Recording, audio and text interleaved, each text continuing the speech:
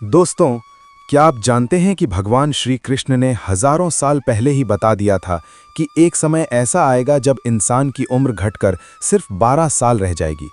एक ऐसा भयानक वक्त जब बेटा अपने ही बाप का दुश्मन बन जाएगा और धरती अन्न उगलना बंद कर देगी। जब पांचों पांडवों ने श्री कृष्ण से पूछा कि प्रभु, आने वाला कलयुग कैसा होगा, तब कृष्ण ने उन्हें जंगल में भेजा। वहां पांडवों ने 5 ऐसे अजीब नज़ारे देखे जिन्हें देखकर उनके पैरों तले जमीन खिसक गई। 2 सूंड वाला हाथी, वेदों की आयतें लिखे पंखों वाला पक्षी जो मुर्दे का मांस खा रहा था, और एक विशाल चट्टान जिसे बड़े बड़े पेड़ नहीं रोक पाए पर एक छोटे से पौधे ने थाम लिया। आखिर इन डरावने नज़ारों का गहरा रहस्य क्या था और कैसे आज हमारे चारों तरफ वही सब घट रहा है जो श्री कृष्ण ने सदियों पहले कह दिया था। अगर आप इस घोर कलयुग की कड़वी सच्चाई जानना चाहते हैं और ये समझना चाहते हैं कि इस विनाश से बचने का एकमात्र रास्ता क्या है, तो इस वीडियो को अंत तक जरूर देखिएगा, क्योंकि आज आपकी आंखें खुलने वाली हैं। संसार में 4 युग होते हैं: सतयुग, त्रेता युग, द्वापर युग और कलयुग। कहते हैं कि जब कलयुग अपने आखिरी समय पर होगा तब पाप का घड़ा पूरी तरह भर जाएगा। आज के समय में हम कलिकाल यानी कलयुग में जी रहे हैं और शास्त्रों में पहले ही लिखा जा चुका है कि इस युग में क्या क्या घटेगा। जब चारों तरफ हाहाकार मचेगा और प्रलय आएगा तब केवल ईश्वर ही बचाएगा। सबसे पहले बात करते हैं सतयुग की। सतयुग में धर्म के 4 पैर थे, यानी चारों तरफ सिर्फ धर्म ही धर्म था। उस समय इंसान की लंबाई 32 फीट यानी लगभग 21 हाथ होती थी। इस युग में पाप का नामो निशान नहीं था, बस पुण्य ही पुण्य था। इसी युग में राजा हरिश्चंद्र हुए थे, जिन्होंने सत्य की रक्षा के लिए अपने परिवार और खुद का बलिदान दे दिया था। इसके बाद आया त्रेता युग, जिसमें धर्म के 3 पैर रह गए। यहाँ पाप थोड़ा शुरू हुआ, लेकिन पुण्य अभी भी ज्यादा था। इसी युग में भगवान विष्णु ने वामन और श्री राम के रूप में अवतार लिया। इस युग की मर्यादा देखिए कि रावण ने माता सीता का अपहरण तो किया, लेकिन उन्हें छुआ तक नहीं। फिर आया द्वापर युग, जहां आधे लोग पापी थे और आधे पुण्यात्मा। जितना पाप था उतना ही पुण्य भी था। इसी युग में महाभारत का धर्म युद्ध हुआ और श्री कृष्ण ने धर्म की रक्षा की।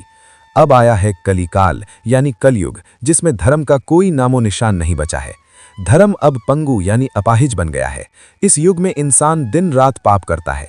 आज के दौर में तो पुण्य कहीं नजर ही नहीं आता, बस चारों तरफ पाप का बोलबाला है। अगर कोई इंसान थोड़ा बहुत दान पुण्य करता भी है तो उसका ढिंढोरा ऐसे पीटता है जैसे उसने किसी पर बहुत बड़ा एहसान किया हो। इस युग में गाय को पूजा नहीं जाएगा, बल्कि उसका अपमान होगा। बीमारियां ऐसी आएंगी जिनका कोई इलाज ही नहीं होगा। कलयुग का समय सबसे छोटा है और माना जाता है कि इसी युग के अंत में भगवान विष्णु अपना 10वां अवतार कल्कि के रूप में लेंगे। विष्णु पुराण में लिखा है कि कलयुग में पाप इतना बढ़ जाएगा कि पूरी सृष्टि का संतुलन बिगड़ जाएगा। लेकिन एक बहुत काम की बात महर्षि वेदव्यास जी ने मुनियों से कही है। उन्होंने कहा कि सभी युगों में कलयुग सबसे श्रेष्ठ है। जानते हैं क्यों? क्योंकि सतयुग में जिस पुण्य को पाने के लिए 10 साल तपस्या करनी पड़ती थी, त्रेता में वही पुण्य 1 साल में, द्वापर में 1 महीने में और कलयुग में वही बड़ा पुण्य मात्र 1 दिन के नाम सिमरन या तप से मिल जाता है। इसलिए फल पाने के लिए कलयुग सबसे आसान समय है।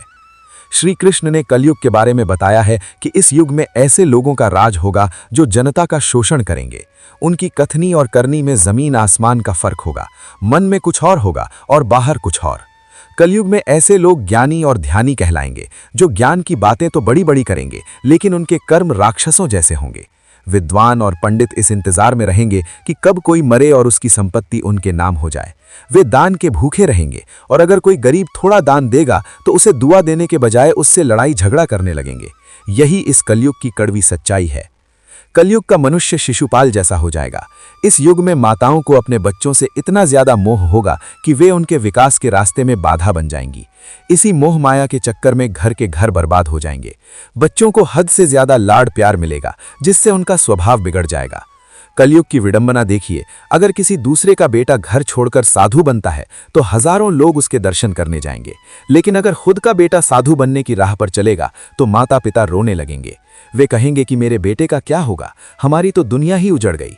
वे उसे ममता और मोह की जंजीरों में ऐसा बांध कर रखेंगे कि उस बेचारे का जीवन ही खत्म हो जाएगा और अंत में वो अनाथ की तरह मरेगा। कलयुग में अमीर लोग अपने बच्चों की शादियों में, नए मकान के जश्न में और छोटे मोटे उत्सवों में लाखों करोड़ों रुपए पानी की तरह बहा देंगे।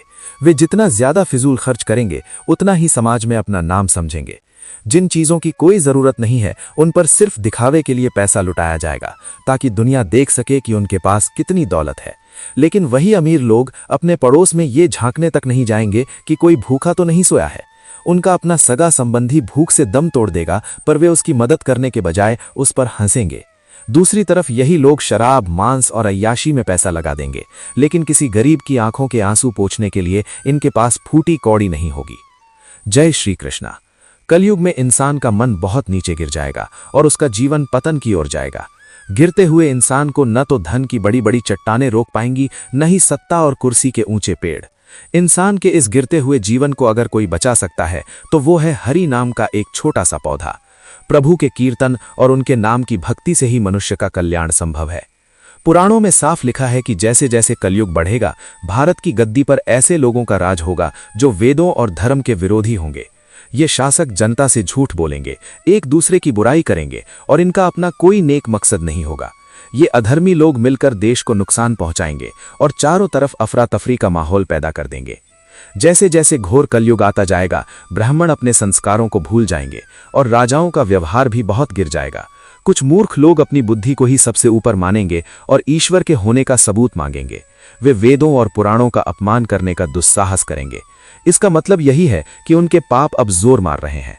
लोग वेदों को छोड़ देंगे, संस्कार खत्म हो जाएंगे और छोटी छोटी बातों पर लोग गुस्से में आग बबूला होने लगेंगे। इस युग में लोग बच्चों, गायों और ब्राह्मणों को मारने में भी नहीं हिचकेंगे। दूसरों की संपत्ति और पराई स्त्री को हड़पने के लिए वे हमेशा तैयार रहेंगे। कलयुग में लोगों की उम्र बहुत कम होगी। लोग दूसरों की बहू बेटियों पर बुरी नजर डालेंगे और उनके साथ गलत काम करेंगे। राजा के भेष में असल में लुटेरे और दुष्ट लोग शासन करेंगे। भविष्य पुराण के अनुसार ब्रह्मा जी ने नारद जी से कहा है कि जब भयंकर कलयुग आएगा तब मनुष्य का आचरण एकदम दुष्ट हो जाएगा। यहां तक कि जो खुद को योगी कहेंगे उनके मन में भी खोट होगा। पूरी दुनिया में आपस में विरोध और लड़ाई झगड़े फैल जाएंगे। समाज के हर वर्ग के लोग गलत कामों में लग जाएंगे और हर जगह दरिद्रता यानी गरीबी छा जाएगी। गांव-गांव और शहर-शहर में कष्ट बढ़ जाएंगे। सच्चे संत दुखी होंगे। लोग अपने धर्म को छोड़कर दूसरे रास्तों पर भटकने लगेंगे। यहां तक कि देवताओं का प्रभाव भी कम होने लगेगा और उनका आशीर्वाद मिलना बंद हो जाएगा। इंसान की बुद्धि धर्म के रास्ते से भटक जाएगी और पूरी दुनिया में बस झूठ का बोलबाला होगा। वेदों का पालन करने वाला कोई नहीं बचेगा। कलयुग में शादी ब्याह को एक पवित्र धर्म नहीं माना जाएगा, बल्कि यह बस एक समझौता बनकर रह जाएगा। शिष्य अपने गुरु की बातों को नहीं मानेंगे और बेटे अपने माता पिता के प्रति अपने धर्म को भूल जाएंगे। उस समय कोई ये नहीं देखेगा कि कौन किस ऊंचे कुल में पैदा हुआ है। जिसके पास ताकत होगी और जो बलवान होगा वही कलयुग में सबका मालिक बन बैठेगा। लोग अपनी बेटियों को बेचकर अपना गुजारा करेंगे। कलयुग में शास्त्र की बातें कोई नहीं सुनेगा। जो इंसान अपनी जुबान से कह देगा, लोग उसी को शास्त्र मान लेंगे। लोगों के पास थोड़ा सा धन क्या आएगा, वे घमंड से भर जाएंगे। औरतों को अपने बालों और अपनी सुंदरता पर बहुत ज्यादा गर्व होगा। कलयुग की स्त्रियां ऐसे पति को छोड़ देंगी जिसके पास धन नहीं होगा। उस समय धनवान पुरुष ही स्त्रियों का स्वामी माना जाएगा। जो इंसान ज्यादा पैसे देगा, लोग उसी को अपना मालिक मानेंगे। लोग रिश्ते भी सिर्फ मतलब और लालच के लिए ही रखेंगे। इंसान की उम्र भर की जमा पूंजी बस घर बनाने में ही खत्म हो जाएगी। लोगों के मन में धर्म के लिए कोई जगह नहीं होगी और उनकी बुद्धि बस दिन रात पैसा बटोरने में ही लगी रहेगी। जितना भी धन कमाएंगे वो सब ऐशो आराम में खत्म हो जाएगा। कलयुग की स्त्रियां अपनी मन मर्जी से जिएंगी और उनका मन बस भोग विलास और दिखावे में लगा रहेगा। जो पुरुष गलत रास्ते से पैसा कमाएंगे, स्त्रियां उनकी ओर ज्यादा खिंची चली जाएंगी। कलयुग में सब लोग कहने को तो साथ रहेंगे, लेकिन अंदर ही अंदर एक दूसरे से जलेंगे और नफरत करेंगे। कलयुग की जनता कभी बाढ़ तो कभी सूखे के डर से हमेशा परेशान रहेगी। सबकी नजरें आसमान की ओर टिकी रहेंगी कि कब वर्षा होगी। जब बारिश नहीं होगी तो इंसान तपस्वियों की तरह फल, फूल और पत्ते खाकर अपना पेट भरेगा।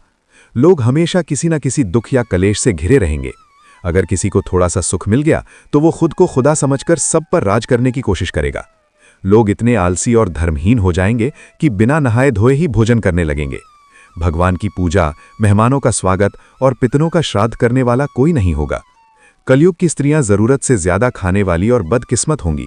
वे अपने गुरुजनों और पति की बात नहीं मानेंगी और लोक लाज को छोड़कर पर्दे के बाहर आ जाएंगी।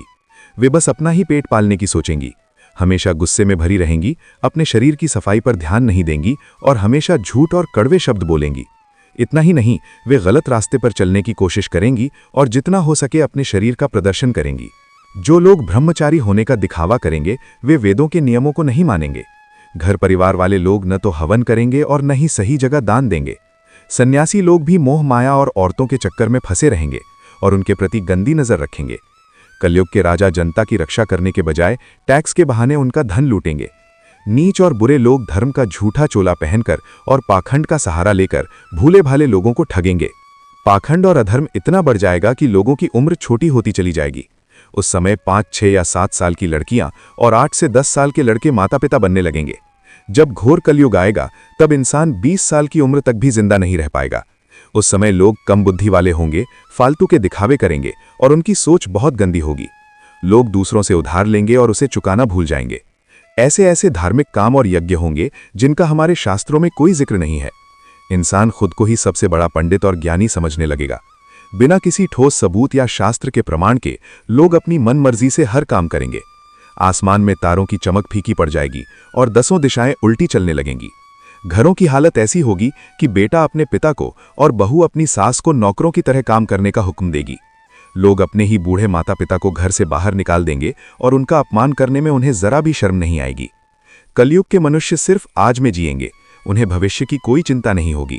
वे शास्त्र के ज्ञान से खाली, घमंडी और अज्ञानी होंगे। कलयुग के अंत का समय बहुत ही भयानक होगा। उस समय दुनिया में बहुत बड़े बड़े युद्ध होंगे। भारी बारिश, तेज आंधियां और झुलसा देने वाली गर्मी से लोग बेहाल हो जाएंगे।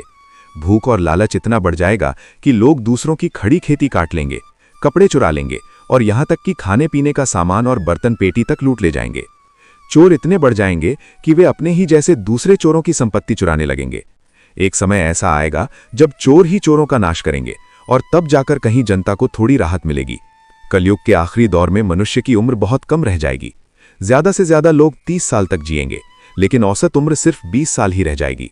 10 साल की उम्र में लड़कियां गर्भवती होने लगेंगी, 16 साल में ही लोग बूढ़े दिखने लगेंगे और 20 साल की उम्र आते आते उनकी मौत हो जाएगी। इंसान का शरीर धीरे धीरे छोटा होता चला जाएगा। जवानी का तो जैसे नामो निशान ही मिट जाएगा। बीमारियों और कलयुग के असर से शरीर एकदम कमजोर और रोगग्रस्त हो जाएगा। श्रीमद् भागवत में श्री सुखदेव जी राजा परीक्षित को बताते हैं कि जैसे जैसे घोर कलयुग आएगा वैसे वैसे इंसान के भीतर से धर्म, सच्चाई, शुद्धता, दया और क्षमा करने की ताकत खत्म होती जाएगी। लोगों की याददाश्त और शारीरिक बल भी गायब हो जाएगा। जब कलयुग अपने चरम पर होगा और भगवान कल्कि का अवतार होगा, उस समय इंसान की पूरी उम्र बस 20-30 साल ही बचेगी। समाज में कोई फर्क नहीं रह जाएगा, सब एक समान हो जाएंगे। हालत इतनी बिगड़ जाएगी कि गाय भी बकरियों की तरह छोटी हो जाएगी और दूध देना बंद कर देगी। कलयुग के अंत में जमीन से अनाज पैदा होना बंद हो जाएगा, पेड़ों पर फल नहीं लगेंगे, लोग मछली और मांस खाकर ही जिंदा रहेंगे। गायें दिखना बंद हो जाएंगी और जो होंगी वे भी बकरी जैसी होंगी। स्त्रियां बहुत ही कड़वा बोलने वाली और कठोर स्वभाव की हो जाएंगी। वे अपने पति की एक बात नहीं मानेंगी। जिसके पास पैसा होगा औरतें सिर्फ उसी के पास रहेंगी। इंसान का स्वभाव गधों जैसा हो जाएगा, वे बस गृहस्थी का बोझ ढोने वाला बनकर रह जाएगा। धर्म कर्म पूरी तरह खत्म हो जाएगा और लोग एक दूसरे के दुश्मन बन जाएंगे। समाज में हिंसा बढ़ जाएगी और जो ताकतवर होगा वही राज करेगा। इंसानियत मर जाएगी और रिश्ते नाते टूट जाएंगे। सगा भाई ही अपने भाई का दुश्मन बन जाएगा। जुआ खेलना और हिंसा करना ही लोगों का धर्म बन जाएगा। हालत यहां तक पहुंच जाएगी कि बेटा अपने बाप का और बाप अपने बेटे का कत्ल करके भी चैन से बैठेगा। लोग अपनी झूठी तारीफ के लिए बड़ी बड़ी बातें बनाएंगे, लेकिन समाज में उनकी कोई इज्जत नहीं होगी। पूरी दुनिया लालच की आग में जलने लगेगी। लोगों में खुद पर काबू यानी संयम नहीं रहेगा। एक हाथ दूसरे हाथ को लूटने की कोशिश करेगा। लोग धर्म ग्रंथों को पढ़ना छोड़ देंगे और उनकी जगह गंदी और बुरी किताबें लोगों की पसंद बन जाएंगी। बातचीत में सिर्फ गाली गलौज और बुरे शब्दों का इस्तेमाल होगा। स्त्री और पुरुष दोनों ही अधर्मी हो जाएंगे। औरतें अपने पति के प्रति वफादार नहीं रहेंगी और पुरुष भी मर्यादा भूल जाएंगे। स्त्री पुरुष के रिश्तों की पवित्रता और उनसे जुड़ी मर्यादाएं पूरी तरह दुनिया से मिट जाएंगी। इस घोर कलिकाल यानी कलयुग के दुखों से बचने का अब सिर्फ एक ही रास्ता बचा है। इंसान को वापस वेदों के ज्ञान की ओर लौटना होगा और हर समय हरि कीर्तन करके खुद को प्रभु की शरण में सुरक्षित रखना होगा। जो व्यक्ति धर्म का रास्ता छोड़ देगा वो या तो अचानक मौत का शिकार होगा या फिर हमेशा दुखों और मुसीबतों के जाल में फंसा रहेगा। जैसे जैसे समय बीतेगा इंसान के अंदर से सच्चाई, साफ सफाई, सहन शक्ति और दया खत्म होती जाएगी। उसकी उम्र और शरीर की ताकत भी हर दिन घटती जाएगी। कलयुग में अच्छाई की कोई कीमत नहीं होगी। जिसके पास जितना ज्यादा पैसा होगा उसे उतना ही अच्छा और बड़ा आदमी माना जाएगा। कानून और न्याय केवल पैसे और ताकत के दम पर चलेंगे। स्त्री और पुरुष बिना किसी संस्कार के साथ रहेंगे और व्यापार में कामयाबी सिर्फ धोखेबाजी और छल कपट से ही मिलेगी।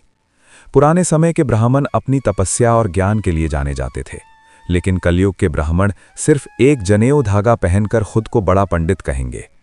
जो इंसान जितना ज्यादा चालाक और स्वार्थी होगा, दुनिया उसे उतना ही बड़ा विद्वान और बुद्धिमान मानेगी। गरीब इंसान को अधर्मी, अपवित्र और बेकार समझा जाएगा। शादी ब्याह सिर्फ एक समझौता बनकर रह जाएंगे। लोग सिर्फ शरीर पर पानी डालकर सोचेंगे कि उनकी आत्मा भी साफ हो गई है। लोगों के जीवन का बस एक ही मकसद रह जाएगा, अपना पेट भरना।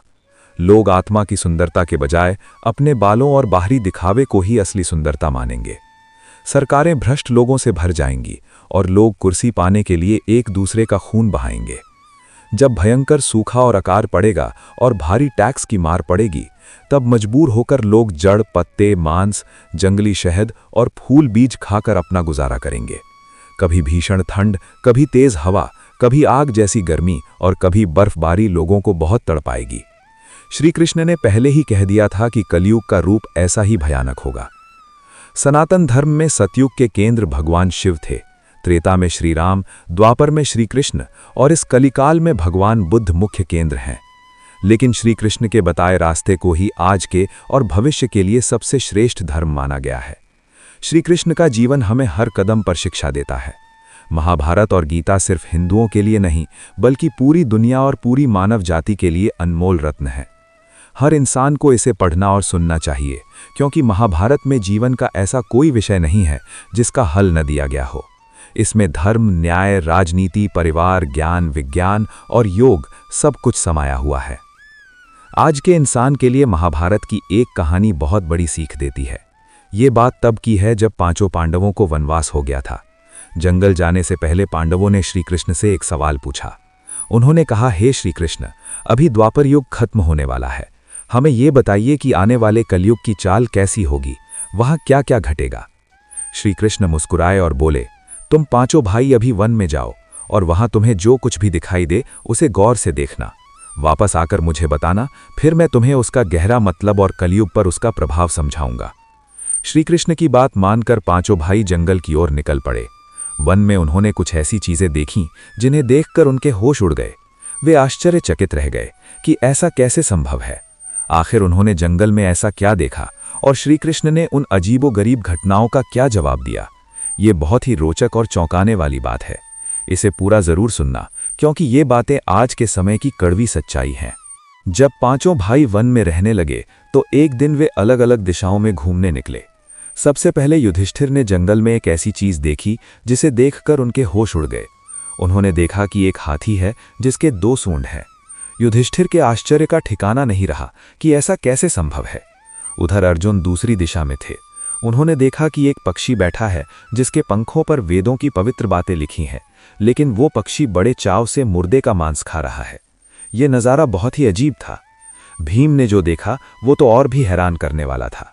उन्होंने देखा कि एक गाय ने अभी अभी एक बछड़े को जन्म दिया है, लेकिन जन्म के बाद वो गाय अपने बछड़े को इतना ज्यादा चाट रही है कि बछड़ा लहूलुहान हो गया है। सहदेव जब भ्रमण पर थे तो उन्होंने चौथा आश्चर्य देखा। उन्होंने देखा कि एक जगह पर 6-7 कुएं हैं। आसपास के सभी कुओं में पानी लबालब भरा है, लेकिन उन सब के बीच में जो सबसे गहरा कुआं है वो एकदम सूखा और खाली पड़ा है। सहदेव सोच में पड़ गए कि ऐसा कैसे हो सकता है। सबसे अंत में नकुल ने एक भयानक दृश्य देखा। उन्होंने देखा कि एक पहाड़ के ऊपर से एक विशाल पत्थर यानी शिला लुढ़कती हुई नीचे गिर रही है। वो पत्थर इतना बड़ा और भारी था कि रास्ते में आने वाले बड़े बड़े पेड़ों को भी गिराते हुए आगे बढ़ता जा रहा था। विशालकाय वृक्ष भी उसे रोक नहीं पा रहे थे। वो पत्थर दूसरी बड़ी चट्टानों से टकराया पर रुका नहीं, लेकिन अंत में जैसे ही वो एक अत्यंत छोटे से पौधे से टकराया, वो पत्थर तुरंत स्थिर हो गया। शाम को जब पांचों भाई वापस लौटे तो उन्होंने श्री कृष्ण को अपने अपने अनुभव सुनाए। सबसे पहले युधिष्ठिर ने कहा, हे केशव, मैंने 2 सूंड वाला हाथी देखा, इसका क्या मतलब है?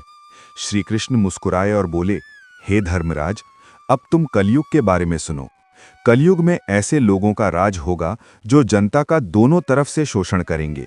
वे बोलेंगे कुछ और लेकिन करेंगे कुछ और। उनके मन में कुछ और होगा और कर्म कुछ और। ऐसे ही दोहरे चेहरे वाले लोगों का शासन होगा। फिर अर्जुन ने अपना अनुभव बताया कि कैसे वेदों की बातें लिखने वाला पक्षी मांस खा रहा था। श्री कृष्ण ने कहा, अर्जुन, कलयुग में ऐसे लोग रहेंगे जो बड़े ज्ञानी और ध्यानी कहलाएंगे। वे धर्म और ज्ञान की चर्चा तो बहुत करेंगे, लेकिन उनके आचरण राक्षसों जैसे होंगे। वे पंडित और विद्वान तो कहलाएंगे, पर उनकी नज़र हमेशा इसी पर रहेगी कि कब कोई मरे और उसकी संपत्ति हमारे नाम हो जाए। हर पद पर बैठा व्यक्ति दूसरों को हटाकर खुद की गद्दी पक्की करने की सोचेगा। चाहे लोग कितने भी अमीर हों, उनकी नज़र हमेशा दूसरों के धन और पद पर ही टिकी रहेगी। ऐसे कपटी लोगों की भीड़ होगी, सच्चा संत तो कोई विरला ही होगा। इसके बाद भीम ने उस गाय और बछड़े की बात बताई। तब श्री कृष्ण ने समझाया, भीम, कलयुग का मनुष्य शिशुपाल जैसा हो जाएगा। कलयुग में माँ अपने बच्चों से ममता के नाम पर इतना ज्यादा मोह करेगी कि बच्चों को खुद के पैरों पर खड़े होने और विकास करने का मौका ही नहीं मिलेगा। इसी अंधी मोह माया में घर के घर बर्बाद हो जाएंगे। अगर किसी दूसरे का बेटा साधु बनेगा तो लोग उसके दर्शन करेंगे, लेकिन अगर अपना बेटा साधु बनने की राह पर चलेगा तो माँ बाप रोने लगेंगे कि मेरे बेटे का क्या होगा। वे उसे मोह की जंजीरों में ऐसा बांध कर रखेंगे कि उस बेचारे का जीवन वहीं खत्म हो जाएगा। अंत में वो बेचारा बच्चा मोह की बेड़ियों में जकड़ा हुआ अनाथ होकर मरेगा। श्री कृष्ण कहते हैं कि हे भीम, असल में जिसे तुम अपना बेटा समझते हो वो तुम्हारा नहीं बल्कि तुम्हारी बहू की अमानत है। तुम्हारी बेटियां तुम्हारे दामाद की अमानत हैं। यहाँ तक कि ये शरीर भी तुम्हारा नहीं, ये तो मृत्यु की अमानत है। और तुम्हारी आत्मा उस परमात्मा की अमानत है। इंसान को चाहिए कि वो इन झूठे रिश्तों के मोह को छोड़कर उस अविनाशी परमात्मा से अपना सच्चा रिश्ता जोड़ ले। भीम के बाद सहदेव ने अपना सवाल रखा, हे श्री कृष्ण, मैंने देखा कि 5-7 भरे हुए कुओं के बीच का गहरा कुआं एकदम सूखा है, ऐसा क्यों? तब श्री कृष्ण ने कलयुग की एक और कड़वी सच्चाई बताई। उन्होंने कहा, सहदेव, कलयुग में अमीर लोग अपने बच्चों की शादियों में, आलीशान महलों के जश्न में और छोटे मोटे दिखावों में लाखों करोड़ों रुपए पानी की तरह बहा देंगे। लेकिन अगर उनके पड़ोस में ही कोई गरीब भूख प्यास से तड़प रहा होगा तो वे मुड़कर भी नहीं देखेंगे। उनका अपना सगा संबंधी भी भूख से दम तोड़ देगा, पर वे उसकी मदद करने के बजाय तमाशा देखेंगे। लोग शराब, मांस और बुरी आदतों में तो पैसा लुटा देंगे, पर किसी दुखी इंसान के आंसू पोंछने के लिए उनके पास समय और पैसा नहीं होगा। इसका मतलब ये है कि कलयुग में अन्न के भंडार तो भरे होंगे, लेकिन इंसानियत खत्म हो जाएगी। एक तरफ महलों में ऐशो आराम होगा तो दूसरी तरफ पास में ही आदमी भूख से मर रहा होगा। सबसे अंत में नकुल ने अपनी बात रखी, प्रभु, मैंने देखा कि एक विशाल चट्टान पहाड़ से गिर रही थी। उसे बड़े बड़े पेड़ और दूसरी चट्टानें भी नहीं रोक पाईं, लेकिन एक नन्हे से पौधे से टकराते ही वो भारी पत्थर रुक गया। इसका क्या रहस्य है? श्री कृष्ण ने बहुत सुंदर बात कही, नकुल, कलयुग में इंसान का मन और उसका चरित्र बहुत तेजी से नीचे गिरेगा। उसका जीवन पतन की ओर जाएगा। गिरते हुए इंसान को ना तो धन दौलत की बड़ी चट्टानें रोक पाएंगी और ना ही राजपाट या सत्ता के ऊंचे पेड़। इंसान के इस गिरते हुए जीवन को अगर कोई रोक सकता है तो वो है हरि नाम का एक छोटा सा पौधा। प्रभु के नाम का सिमरन और कीर्तन ही वो शक्ति है जो इंसान को बुराइयों के गर्त में गिरने से बचा लेगी।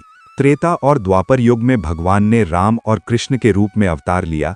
वेद व्यास जी ने श्रीमद् भागवत का ज्ञान दिया और आगे चलकर महान संतों ने भक्ति का रास्ता दिखाया। शास्त्रों के अनुसार ये सब भगवान की अनंत शक्तियों का ही रूप हैं। भगवान राम और कृष्ण आज भी अपने धाम में वैसे ही निवास करते हैं और भक्तों का उद्धार करते हैं। गोस्वामी तुलसीदास जी ने रामचरितमानस में बताया है कि जब धरती पर पाप बढ़ गया तब ब्रह्मा और शिव के नेतृत्व में सभी देवता भगवान विष्णु के पास अवतार लेने की प्रार्थना करने गए। उन्हें ना तो वैकुंठ जाने की जरूरत पड़ी, ना ही क्षीर सागर, क्योंकि भगवान तो हर जगह मौजूद हैं। शिवजी की सलाह पर देवताओं ने वहीं से प्रार्थना की और भगवान ने उन्हें अवतार लेने का भरोसा दिया। कथा में आगे बताया गया है कि महाराज मनु और उनकी पत्नी ने भगवान को पाने के लिए घोर तपस्या की। ब्रह्मा, विष्णु और शिव ने कई बार उनसे संपर्क किया, लेकिन वे तो साक्षात परम ब्रह्म को ही देखना चाहते थे। वे किसी छोटे वरदान से संतुष्ट नहीं हुए। वे तो उस रूप के दर्शन करना चाहते थे जो शिव जी के हृदय में बसता है, जिसका ध्यान बड़े बड़े योगी करते हैं और जो भक्तों की अंतरात्मा में हंस की तरह तैरता है। वे सिर्फ उस परम सत्ता का आशीर्वाद पाने के लिए ही तपस्या में लीन थे। इसी तरह श्रीमद् भागवत में भी वेदव्यास जी ने यही बताया है कि भगवान कृष्ण और राम केवल साधारण अवतार नहीं, बल्कि वो उस परम ब्रह्म का साक्षात रूप हैं जो पूरी दुनिया को चलाता है। तुलसीदास जी के लिए राम और वेदव्यास जी के लिए कृष्ण सिर्फ विष्णु के अवतार नहीं, बल्कि स्वयं ईश्वर हैं। इस बात को गहराई से समझाने के लिए तुलसीदास जी ने एक बहुत पुरानी घटना का जिक्र किया है। जब रावण ने माता सीता का अपहरण कर लिया था, तब भगवान राम एक साधारण मनुष्य की तरह दुखी होकर वन वन भटक रहे थे। उसी समय भगवान शिव और माता सती वहां से गुजर रहे थे। राम जी को एक आम इंसान की तरह रोता हुआ देखकर माता सती को बड़ा अचंभा हुआ। उन्हें यकीन नहीं हो रहा था कि जो इंसान एक औरत के लिए रो रहा है, वो पूरी दुनिया का मालिक कैसे हो सकता है। सती जी ने राम जी की परीक्षा लेने की ठानी। उन्होंने माता सीता का रूप धारण किया और राम जी के सामने चली गईं। लेकिन राम जी ने उन्हें पहचान लिया और माता कहकर प्रणाम किया। सती जी को अपनी गलती का एहसास हुआ, लेकिन इस घटना से भगवान शिव इतने दुखी हुए कि उन्होंने सती का त्याग कर दिया, जब तक कि उनका पार्वती के रूप में दोबारा जन्म नहीं हुआ। भागवत और रामायण का मुख्य संदेश यही है कि हम भगवान को सिर्फ एक शरीर न समझें, बल्कि उन्हें उस सर्वोच्च शक्ति के रूप में पहचानें जो हर जगह मौजूद हैं। भारतीय दर्शन के अनुसार भगवान के 3 रूप बताए गए हैं।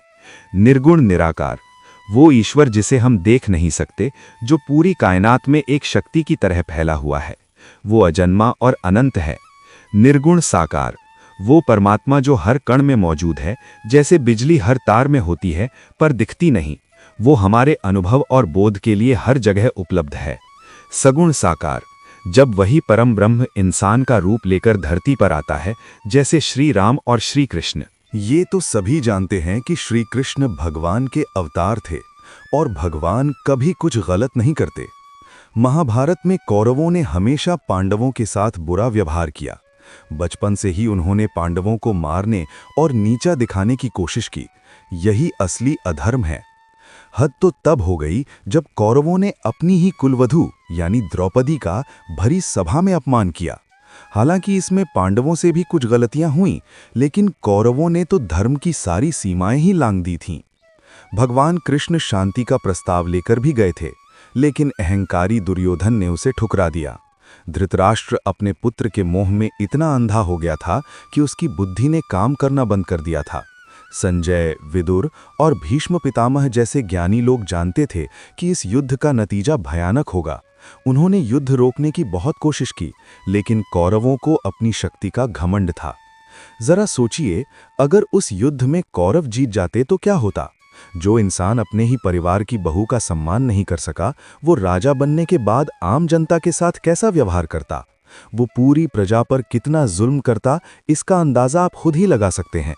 इसीलिए भगवान ने धर्म की स्थापना के लिए पांडवों का साथ दिया। कौरवों का जीवित रहने का सीधा मतलब होता अधर्म का जीवित रहना। भगवान ने धरती पर अवतार सिर्फ कौरवों को खत्म करने के लिए नहीं लिया था, बल्कि उन्होंने अधर्म की जड़ काटने के लिए जन्म लिया था। अगर भगवान सिर्फ कौरवों को मारते और अधर्म को छोड़ देते, तो जरासंध और शिशुपाल जैसे अत्याचारी जिंदा बच जाते और धर्म की स्थापना कभी हो ही नहीं पाती। महाभारत के युद्ध के बाद पांडवों ने भगवान के दिखाए रास्ते पर चलकर राज किया, और जब तक वे जीवित रहे, उन्होंने धर्म की ज्योत को जलाए रखा। इस घोर कलयुग से बचने का अब सिर्फ एक ही पक्का रास्ता है। इंसान को वापस वेदों की मर्यादा में आना होगा और हर पल प्रभु का नाम सिमरण करके खुद को सुरक्षित रखना होगा। जो व्यक्ति धर्म से मुंह मोड़ लेगा, वो कहीं भी और कभी भी अकाल मृत्यु का शिकार हो सकता है, या फिर उम्र भर दुखों और संकटों के जाल में फंसा रहेगा। मेरे प्रिय मित्रों, अगर आप वाकई इस कलयुग के बुरे असर से बचना चाहते हैं, तो गलत लोगों और बुरी संगति से दूरी बना लें। भगवान के भजन कीर्तन में मन लगाएं और भगवत गीता का पाठ जरूर करें। आप जितनी ज्यादा ईश्वर की आराधना करेंगे, आपके पिछले बुरे कर्मों का फल उतना ही कम होता जाएगा और आने वाले समय में आपको कलयुग के कष्टों से मुक्ति मिलेगी। भगवान श्री कृष्ण ने कहा है कि जो व्यक्ति कलयुग में हमेशा सच्चाई के रास्ते पर चलेगा, उसका कल्याण पक्का है। भगवान की बताई बातों पर चलना आज के इंसान के लिए थोड़ा मुश्किल जरूर है, लेकिन जो इन नियमों को मान लेगा, उसका जीवन बहुत आसान हो जाएगा। आज की भाग दौड़ भरी जिंदगी में किसी के पास भगवान का नाम लेने का समय नहीं है, लेकिन जब मुसीबत आती है तो सबको ईश्वर याद आते हैं। अगर इंसान सुख के दिनों में भी भगवान को याद रखे तो उसे दुख के दिन देखने ही नहीं पड़ेंगे। इसलिए सुख हो या दुख, हर हाल में प्रभु का नाम जपते रहें और हमेशा अच्छे काम करें। हिंदू धर्म के विष्णु पुराण में बताया गया है कि जब कलयुग खत्म होगा तब ये दुनिया भी समाप्त हो जाएगी। उसमें ऐसी कई निशानियां बताई गई हैं जिनसे पता चल जाएगा कि अब सृष्टि का अंत करीब है। विष्णु पुराण के अनुसार कलयुग के अंत में एक बहुत ही अद्भुत घटना होगी। महाभारत के समय बहुत से ऐसे योद्धा थे जो किसी न किसी वजह से युद्ध में हिस्सा नहीं ले पाए थे, लेकिन उनकी इच्छा युद्ध लड़ने की थी। उनकी ये इच्छा कलयुग के अंत में पूरी होगी। जब भगवान कल्कि का अवतार होगा तब भगवान बलराम जी भी प्रकट होंगे, जिन्हें जगन्नाथपुरी में बलभद्र के नाम से पूजा जाता है। कलयुग के आखिरी समय में बलराम जी फिर से सामने आएंगे और महाभारत का वो अधूरा युद्ध दोबारा लड़ा जाएगा। शास्त्रों में बताया गया है कि जैसे जैसे कलयुग का अंत करीब आएगा, इंसान का रहन सहन एकदम बदल जाएगा। एक समय ऐसा आएगा जब इंसान की लंबाई घटकर मात्र 4 इंच रह जाएगी और उसकी उम्र केवल 12 से 20 साल के बीच बचेगी। वो ऐसा भयानक समय होगा जब दुनिया में सच्चाई और दया कहीं ढूंढने से भी नहीं मिलेगी और पापियों की संख्या अपने चरम पर होगी। ऐसे में केवल हरि कीर्तन ही वो सहारा होगा जो इंसान को प्रलय से बचा पाएगा। साथियों, सबसे पहले मैं आपको दिल से बहुत बहुत बधाई देना चाहता हूं। आप बहुत किस्मत वाले हैं क्योंकि आपने भगवान श्री कृष्ण की इस कथा को सुनने का मन बनाया। मुझे पूरा भरोसा है कि अगर आप इस वीडियो को पूरा देखेंगे और शांत मन से इसकी बातों को समझेंगे तो आपके जीवन में बहुत बड़े और अच्छे बदलाव आएंगे। मेरा अपना अनुभव कहता है कि अगर आप इस अनमोल ज्ञान का पूरा फायदा उठाना चाहते हैं तो इसे अंत तक जरूर सुनें। हर रोज सुबह उठकर और रात को सोने से पहले इसे खुद भी सुनें और दूसरों को भी सुनाएं। जैसे खुशियां बांटने से बढ़ती हैं, वैसे ही इस ज्ञान को आप जितना ज्यादा लोगों के साथ शेयर करेंगे, भगवान श्री कृष्ण की कृपा और गीता के ज्ञान की रोशनी आपके जीवन में उतना ही उजाला करेगी। इसे सुनकर आप कलयुग के पापों से खुद को बचा पाएंगे। इस पूरी बात को समझने के लिए अंत तक साथ बने रहें और कमेंट में जय श्री राधे कृष्ण जरूर लिखें। विष्णु पुराण में बताया गया है कि जैसे जैसे कलयुग बढ़ता जाएगा, धर्म पर चलने वाले लोग कम होते जाएंगे और धर्म की निशानियां मिटती जाएंगी। श्री कृष्ण कहते हैं कि कलयुग में ऐसे लोगों का राज होगा जो जनता को हर तरफ से लूटेंगे। उनके चेहरे पर कुछ और होगा और दिल में कुछ और। वे बोलेंगे कुछ और, लेकिन करेंगे बिल्कुल उसका उल्टा। इसी तरह कलयुग में ऐसे लोग भी होंगे जो खुद को बहुत बड़ा ज्ञानी और ध्यानी कहेंगे। वे बातें तो धर्म की करेंगे, लेकिन उनके काम राक्षसों जैसे होंगे। वे बड़े पंडित और विद्वान तो कहलाएंगे, पर उनकी नजर हमेशा इस बात पर रहेगी कि कब किसकी मौत हो और उसकी जमीन जायदाद या कुर्सी हमें मिल जाए। कलयुग का इंसान शिशुपाल जैसा हो जाएगा। माता पिता अपने बच्चों से इतना ज्यादा मुंह करेंगे कि उन्हें खुद के पैरों पर खड़े होने का मौका नहीं देंगे। इसी फालतू की मोह माया में घर के घर बर्बाद हो जाएंगे। दुनिया की रीत देखिए, अगर किसी दूसरे का बेटा साधु बनता है तो लोग उसके पैर छुएंगे, लेकिन अगर खुद का बेटा धर्म के रास्ते पर चलेगा तो माँ बाप रोने लगेंगे कि अब मेरे बेटे का क्या होगा। वे उसे परिवार और माया के जाल में ऐसा फंसा कर रखेंगे कि उसका जीवन वहीं खत्म हो जाएगा और अंत में वो बेचारा अनाथ होकर मरेगा। कलयुग में अमीर लोग अपने बच्चों की शादियों और आलीशान मकानों के जश्न में लाखों करोड़ों रुपए फूंक देंगे, लेकिन अगर उनके पास ही कोई गरीब भूख से तड़प रहा होगा तो वे उसकी मदद नहीं करेंगे। उनका अपना सगा रिश्तेदार भूख से दम तोड़ देगा, पर वे तमाशा देखते रहेंगे। वे शराब, मांस और अय्याशी में तो पैसा बर्बाद कर देंगे, लेकिन किसी दुखी इंसान के आंसू पोंछने में उन्हें कोई दिलचस्पी नहीं होगी। कलयुग में इंसान की सोच और उसका चरित्र बहुत नीचे गिर जाएगा। उसका जीवन पतन की ओर जाएगा। इस गिरते हुए इंसान को न तो ढेर सारा पैसा बचा पाएगा और न ही ऊंची कुर्सी और पावर। इंसान को अगर कोई चीज डूबने से बचा सकती है तो वो है हरि नाम का एक छोटा सा पौधा। प्रभु के कीर्तन और उनके नाम मात्र से ही इंसान का उद्धार हो जाएगा और उसे अपने सभी पापों से छुटकारा मिल जाएगा। पुराणों में साफ साफ लिखा है कि जो भी व्यक्ति या समाज वेदों के खिलाफ चलेगा और देश की एकता को तोड़ने की कोशिश करेगा, आने वाले समय में उसका नामो निशान मिट जाएगा। जैसे जैसे कलयुग और गहरा होगा, गद्दी पर ऐसे लोग बैठेंगे जो वेदों और धर्म के विरोधी होंगे। ये लोग जनता से झूठ बोलेंगे, बेकार की बहस करेंगे और एक दूसरे की बुराई करेंगे। इनका अपना कोई धर्म नहीं होगा। ये अधर्मी लोग देश को नुकसान पहुंचाएंगे और चारों तरफ अफरा तफरी का माहौल पैदा कर देंगे। जैसे जैसे घोर कलयुग अपनी जड़ें जमाएगा, सौराष्ट्र, मालव और अवंती जैसे देशों के ब्राह्मण अपने संस्कारों को पूरी तरह भूल जाएंगे। जो देश चलाने वाले राजा और नेता होंगे, उनका आचरण बहुत गिर जाएगा। कुछ मूर्ख लोग अपनी छोटी सी बुद्धि को ही सबसे बड़ा समझेंगे और भगवान व धर्म ग्रंथों के होने का सबूत मांगेंगे।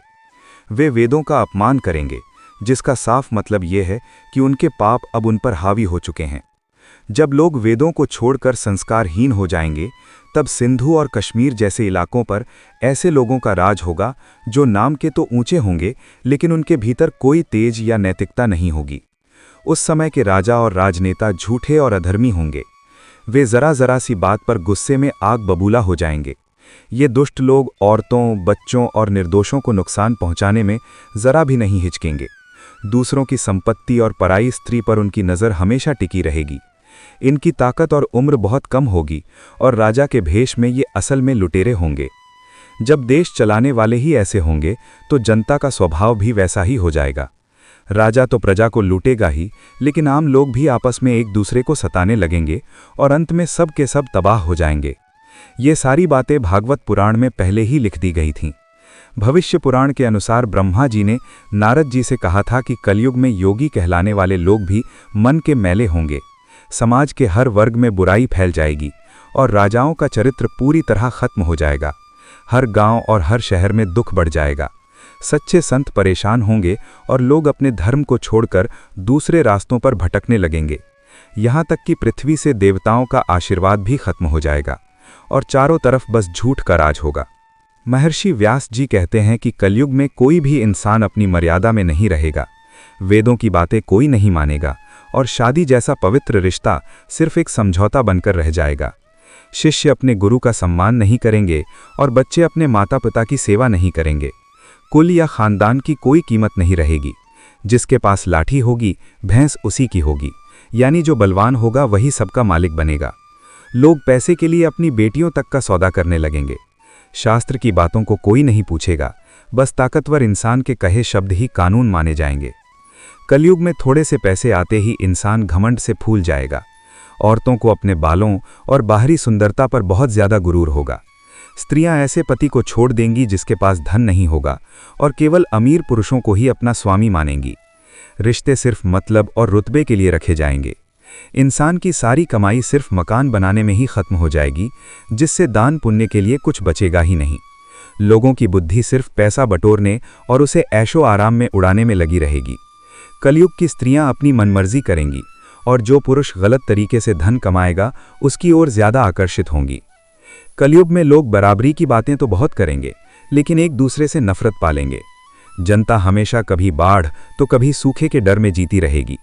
लोग आसमान की ओर देखेंगे कि शायद बारिश हो जाए, लेकिन बारिश न होने पर वे भूख के मारे जंगली फल फूल और पत्ते खाने को मजबूर हो जाएंगे। कलयुग में अकाल इतना पड़ेगा कि बहुत से लोग खुद ही अपना जीवन समाप्त कर लेंगे। कलयुग का ये समय सिर्फ दुखों और कष्टों से भरा होगा। सब लोग हमेशा किसी न किसी झगड़े, क्लेश या मानसिक तनाव से घिरे रहेंगे। सुख तो जैसे पंख लगाकर उड़ जाएगा, और अगर किसी को थोड़ा सा सुख मिल भी गया तो वो बहुत ही मामूली होगा। लोगों में इतनी पवित्रता भी नहीं बचेगी कि वे स्नान करके भोजन करें। लोग बिना नहाए धोए ही खाना खाने लगेंगे। भगवान की पूजा पाठ, मेहमानों का आदर सत्कार और पूर्वजों का श्राद्ध या तर्पण करने वाला कोई नहीं बचेगा। कलयुग की स्त्रियां लालची होंगी, स्वभाव से कठोर और ज़रूरत से ज़्यादा खाने वाली होंगी। उनका भाग्य उनका साथ नहीं देगा। वे अपने गुरुजनों और पति की बातों को अनसुना कर देंगी और लोक लाज या मान मर्यादा का त्याग कर देंगी। उन्हें बस अपना पेट पालने की चिंता होगी। वे हर समय गुस्से में भरी रहेंगी, अपने शरीर की सफाई पर ध्यान नहीं देंगी और हमेशा कड़वी और झूठी बातें बोलेंगी। इतना ही नहीं, उनका मन गलत रास्ते पर चलने वाले पुरुषों की ओर भटकेगा। जो लोग खुद को ब्रह्मचारी कहेंगे वे वेदों के नियमों का पालन नहीं करेंगे और न ही सही ज्ञान हासिल करेंगे। घर परिवार वाले लोग, गृहस्थ लोग न तो हवन पूजा करेंगे और न ही किसी ज़रूरतमंद को दान देंगे। यहाँ तक कि सन्यासी लोग भी दुनियादारी और मोह माया के बंधनों में फंसे रहेंगे। कलयुग के राजा या नेता जनता के रखवाले नहीं बल्कि लुटेरे बन जाएंगे। वे टैक्स और अन्य बहानों से जनता की गाढ़ी कमाई छीन लेंगे। नीच और बुरे लोग धर्म का पाखंड रचकर सीधे साधे लोगों को ठगने का काम करेंगे। जैसे जैसे अधर्म और पाखंड बढ़ेगा, इंसान की उम्र घटती चली जाएगी। वो समय इतना भयानक होगा कि मात्र 5 से 7 साल की लड़कियां और 8 से 10 साल के लड़के माता पिता बनने लगेंगे। जब घोर कलयुग आएगा तो इंसान 20 साल की उम्र तक भी मुश्किल से जी पाएगा। लोग कम बुद्धि वाले होंगे, शरीर पर फालतू के दिखावे के चिन्ह धारण करेंगे और उनकी सोच बहुत ही गंदी होगी। लोग दूसरों का कर्ज डकार जाएंगे और उसे चुकाने का नाम भी नहीं लेंगे। धर्म के नाम पर ऐसे ऐसे दिखावे और यज्ञ होंगे जिनका शास्त्रों में कोई आधार नहीं होगा। हर इंसान खुद को ही दुनिया का सबसे बड़ा विद्वान और पंडित समझेगा और बिना किसी प्रमाण या सबूत के अपनी मनमर्जी से सारे काम करेगा। आसमान के तारों की चमक फीकी पड़ जाएगी और प्रकृति का संतुलन बिगड़ जाएगा। घरों में बेटा अपने पिता पर हुक्म चलाएगा और बहुएं अपनी सास को काम करने के लिए मजबूर करेंगी। लोग शास्त्र के ज्ञान से पूरी तरह खाली और अज्ञानी होंगे। जब दुनिया में सब कुछ खाने की होड़ मच जाएगी और लोग एक दूसरे को लूटने लगेंगे, तब इंसान खुद की रक्षा करने में भी लाचार महसूस करेगा। चारों तरफ बस गुस्सा और लालच होगा। कलयुग के आखिरी समय में बहुत ही भयंकर युद्ध होंगे। प्रकृति का प्रकोप ऐसा होगा कि भारी बारिश, तूफान और झुलसा देने वाली गर्मी से लोग बेहाल हो जाएंगे। भूख के मारे लोग दूसरों की फसलें काट लेंगे, कपड़े बर्तन तक चुराने लगेंगे। हालत यह होगी कि चोर ही चोरों की संपत्ति लूटने लगेंगे और हत्यारों की भी हत्या होने लगेगी। जब चोर ही चोरों को खत्म करेंगे, तब जाकर आम जनता को थोड़ी राहत मिलेगी। श्रीमद् भागवत में श्री सुखदेव जी राजा परीक्षित से कहते हैं कि कलयुग के अंत में इंसान की उम्र सिर्फ 20 या 30 साल रह जाएगी। जैसे जैसे ये समय बढ़ेगा, दुनिया से धर्म, सत्य, पवित्रता, क्षमा और दया पूरी तरह गायब हो जाएंगे। इंसान की शारीरिक ताकत और याददाश्त भी खत्म होने लगेगी। जब भगवान कल्कि का अवतार होगा, उस समय समाज के सभी वर्गों के लोग संस्कारों से गिरकर एक समान हो जाएंगे। गायें इतनी छोटी हो जाएंगी जैसे बकरियां होती हैं और वे दूध देना भी बंद कर देंगी। कलयुग के उस अंतिम दौर में धरती से अन्न पैदा होना बंद हो जाएगा। इंसानों के पास खाने को कुछ नहीं होगा, इसलिए वे सिर्फ मछली और मांस खाएंगे और बकरियों का दूध पीकर अपना पेट भरेंगे। कलयुग के अंत में हालत इतनी खराब हो जाएगी कि गायों का दिखना भी बंद हो जाएगा और अगर कहीं गाय होगी भी तो वो एक छोटी बकरी के समान दिखाई देगी। धरती की उपजाऊ शक्ति पूरी तरह खत्म हो जाएगी। जमीन से अन्न उपजना बंद हो जाएगा और पेड़ों पर फल लगना बंद हो जाएंगे। धीरे धीरे प्रकृति की ये तमाम सुंदर चीजें दुनिया से गायब हो जाएंगी। गाय दूध देना बंद कर देगी और इंसान दाने दाने के लिए तरसेगा। उस समय की स्त्रियां बहुत ही कठोर स्वभाव की और कड़वा बोलने वाली होंगी। वे मर्यादा भूल जाएंगी और अपने पति की एक बात नहीं मानेंगी। औरतों का लगाव सिर्फ धन दौलत से होगा। जिसके पास पैसा होगा, स्त्रियां सिर्फ उसी के पास रहेंगी। पुरुषों का स्वभाव भी किसी गधे जैसा हो जाएगा, जिनका काम सिर्फ गृहस्थी का भारी बोझ ढोना रह जाएगा। लोगों के मन में शांति नहीं होगी, वे वासनाओं के गुलाम हो जाएंगे और धर्म कर्म पूरी तरह खत्म हो जाएगा। इंसान चोर, लालची और नास्तिक हो जाएगा, जिसे भगवान पर कोई भरोसा नहीं होगा। हर कोई एक दूसरे को लूटने की ताक में रहेगा। कलयुग का समाज इतना हिंसक हो जाएगा कि जिसके पास लाठी होगी वही राज करेगा। इंसानियत पूरी तरह मर जाएगी और सगे रिश्ते नाते भी खत्म हो जाएंगे। एक भाई अपने ही सगे भाई की जान का दुश्मन बन जाएगा। जुआ खेलना, शराब पीना, पराई स्त्री पर नजर रखना और हिंसा करना ही लोगों का धर्म बन जाएगा।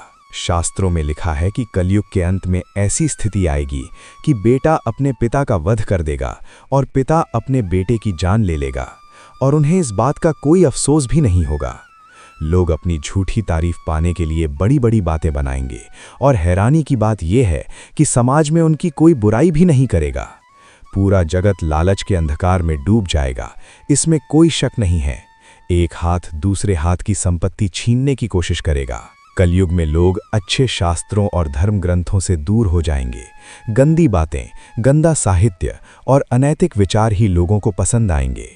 बातचीत में सिर्फ बुरे और कड़वे शब्दों का इस्तेमाल होगा। स्त्री और पुरुष दोनों ही धर्म के रास्ते को छोड़ देंगे। पत्नियां अपने पति के प्रति वफादार नहीं रहेंगी और पुरुष भी अपनी मर्यादाएं तोड़ देंगे। स्त्री और पुरुष के रिश्तों के जितने भी नियम वेदों में बताए गए हैं, वे सब के सब कलयुग की आग में जलकर राख हो जाएंगे। अंत में इस भयंकर कलयुग के दुखों और पापों से बचने का बस एक ही रास्ता है। इंसान को फिर से वेदों के ज्ञान की ओर लौटना होगा। हर समय हरि कीर्तन और प्रभु का नाम जपते रहना ही खुद को बचाने का एकमात्र तरीका है। जो व्यक्ति धर्म से नाता तोड़ लेगा, वो कभी भी अकाल मृत्यु का शिकार हो सकता है और हमेशा दुखों और संकटों के पहाड़ के नीचे दबा रहेगा। इसलिए प्रभु का नाम जपें और सुरक्षित रहें। तो दोस्तों, उम्मीद है कि आपको ये वीडियो अच्छी लगी होगी। अगर आप भगवान श्री कृष्ण के सच्चे भक्त हैं और आपको उनकी ये बातें और कलयुग की ये कड़वी सच्चाई पसंद आई हो, तो इस ज्ञान को अपने तक ही ना रखें। चैनल को सब्सक्राइब करें और वीडियो को लाइक करके अपना प्यार ज़रूर दिखाएं। कमेंट बॉक्स में जय श्री राधे कृष्ण लिखना न भूलें। भगवान की भक्ति में लगे रहें और हमेशा खुश रहें। जय श्री राधे कृष्ण।